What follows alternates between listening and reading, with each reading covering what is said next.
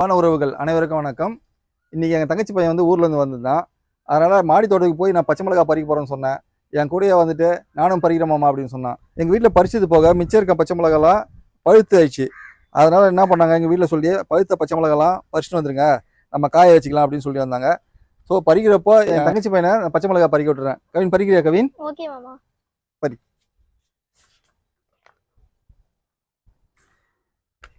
இங்கே பார்த்தீங்கன்னா கொஞ்சம் பச்சை மிளகா பழுத்து கீழே விழுந்துட்டு இருக்கு. அந்த பச்சை மிளகா எடுத்துடுறேன்.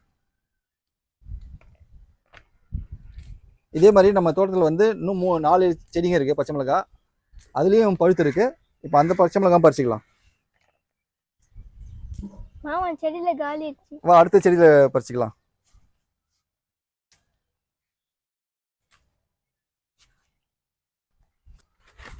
இங்கே பார்த்தீங்கன்னா சிகப்பெல்லாம் ஆரஞ்சு கலராக இருக்குது. இந்த பச்சை மிளகா பறிச்சிடலாம்.